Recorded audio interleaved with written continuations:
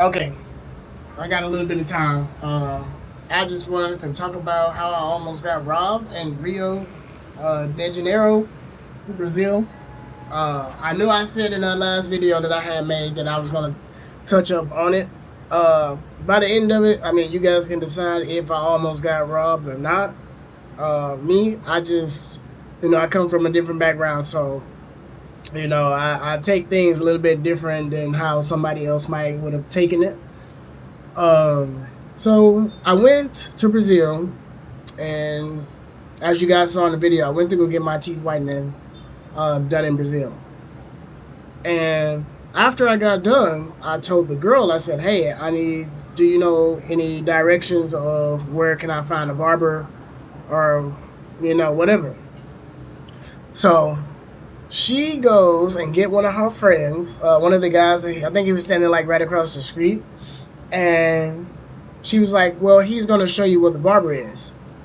So I started walking with this guy, and we walking.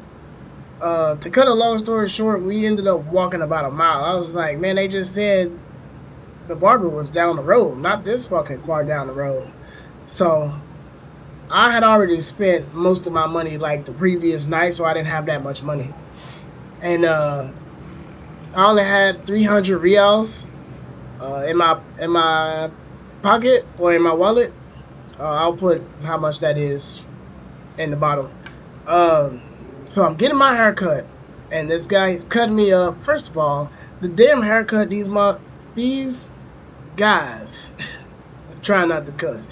These guys made me look like a freaking drug lord or something. Like they had me with the little flare out. That's why y'all saw it in Brazil, like the little flare out, and then they colored my beard in black dye as if I have gray hairs. It was like I'm 28. I don't have no gray hairs. Uh, so I'm getting a haircut. After the haircut, well, not even after the haircut, during the haircut, because a lot of people don't know when I wear these shades. I have like about 5 different pair of shades. All of my glasses or shades are all prescription, so I'm not just wearing these for kicks. Uh, and a lot of people think I'm just crazy. Like he's wearing sunshades inside. I'm sensitive to light and need some prescription. But anyway, back to the story. As I'm getting my haircut, I see a gang of people. They like circling around. They circling around the barbershop. Now, me being from where I'm from, because I'm from Minden Projects in Louisiana, I already know what a walking lick is when I see one. And I had on my GK chain, as y'all saw, which that's something I don't really care if I lose it, drop it in water, or somebody take it, whoop-de-doo. So I had my DK chain on, and I'm seeing these people circling around. Now the haircut has concluded. And the guy who took me up there, he said, "Hey, uh, it's gonna be 300 reals." I was like, "Oh, bet. That ain't nothing." So then I give him the 300 reals. I'm thinking he is going to give the 300 reals to the barber.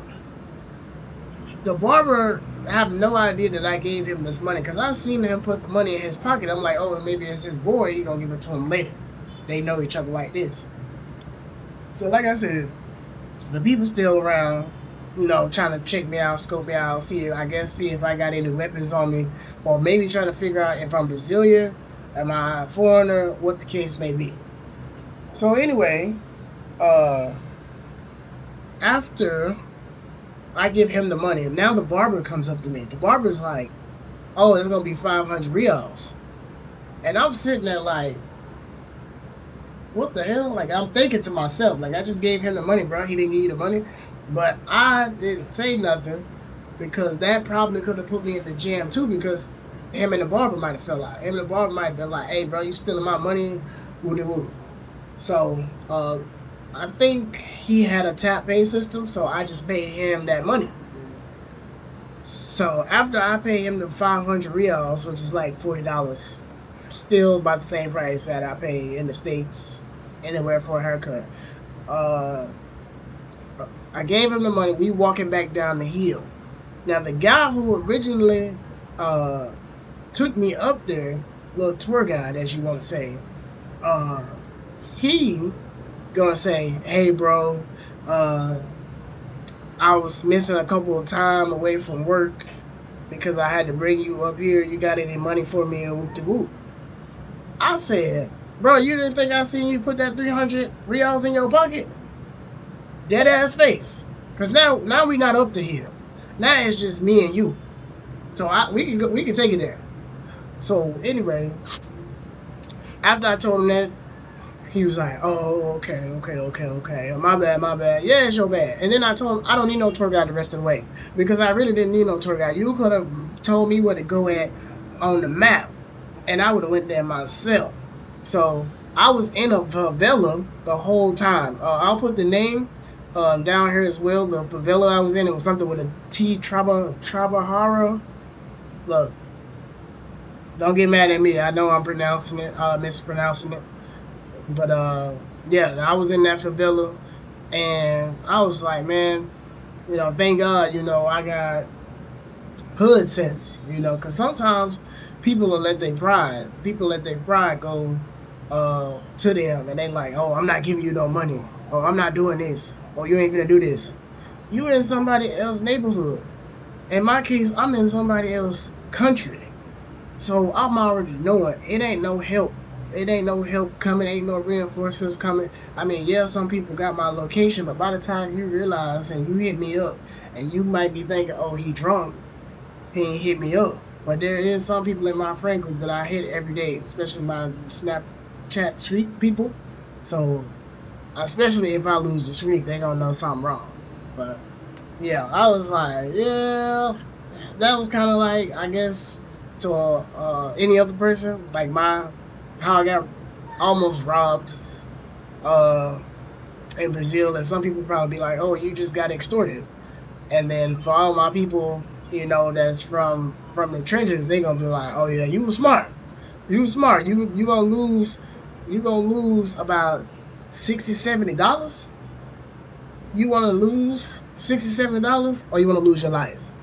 It's kind of like one of those scenarios. So wherever y'all going at in the world, just obviously know which part of the world you're going, and make sure you study up on where you're going. When I'm in Asian countries, I have my full wallet. Let me see. Oh, I don't have it in my pocket. I have my full wallet with all the country's currencies that I go in, all my cars, whatever. Because I'm already knowing, Asian countries, they will rob you, but they ain't really on that like that, unless you go to like certain parts, and then in that case they want to take your shoulder bag or your fanny bag, which, I mean, me personally, if you see me with a damn bag, it's probably a decoy, or it got my camera stuff in it. Or but when I go to like South America, people who got guns, I got a little wallet about this big. I got my big wallet in my pocket, because my big wallet is about a billfold. It's about this big, and it hang out my pocket. So meanwhile, you trying to hit a lick on my back wallet, I got my little wallet somewhere else. I ain't gonna tell you where it's at. It's probably in my drawers. It's probably in my little fanny pack. It's probably in my hand. Whatever. But anyway, just to cut a long story short, because I wasn't even anticipating this video being 9 minutes. Yeah, that's how I got robbed, extorted, or my street smarts came in in Brazil favela. So appreciate it. See y'all.